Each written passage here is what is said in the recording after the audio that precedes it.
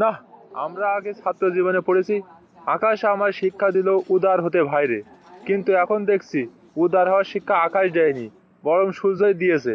কারণ সূর্যের উত্তাপের কারণেই গরমেই এত বাড়াবাড়ি।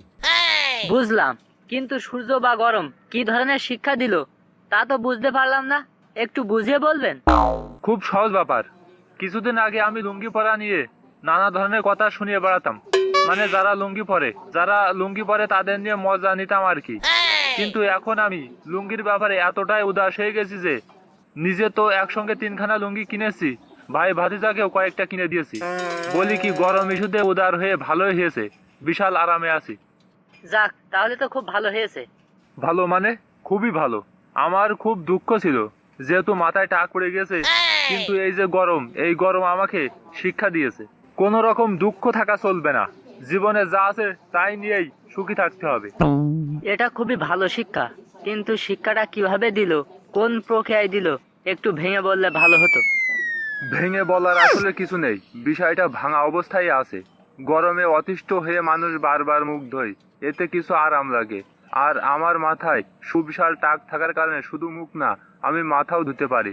তার মানে আমার ডাবল আরাম। সুতরাং টাক নিয়ে ভাবনা আর না আর না।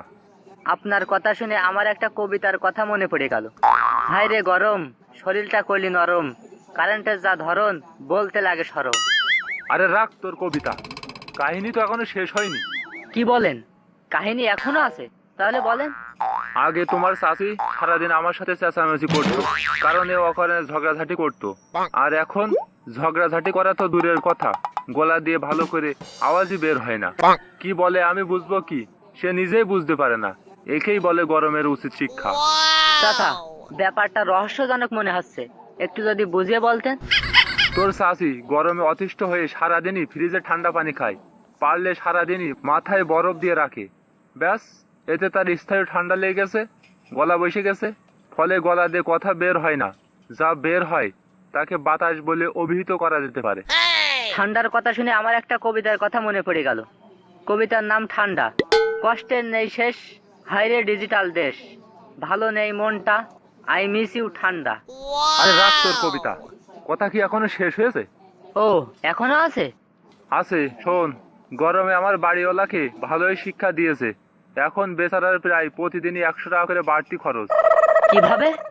আগে এই লোকটা ছাদে উঠতে দিত না, এখনো দেয় না, তালা মেরে রাখে। কিন্তু ভাড়াটেরা কেন তার এই নিয়ম মানতে যাবে? তাই প্রতিদিনই ছাদের গেটে তালা ভাঙে, আর প্রতিদিনই 100 টাকা করে খরচ। সঙ্গে রিক্সা ভাড়ার খরচটাও যোগ হয়ে থাকতে পারে। না না, ছাদে উঠতে রিক্সা লাগে না। তালা আনতে যেতে তো রিক্সা লাগে। ছাদের কথা শুনে আমার আবার একটা কবিতার কথা মনে পড়ে গেল। দূর মিয়া, আমি আছি গরম নিয়ে আর উনি আছে কবিতা নিয়ে। আগে গরমের হাত থেকে বেঁচে নি, তারপরে কবিতা।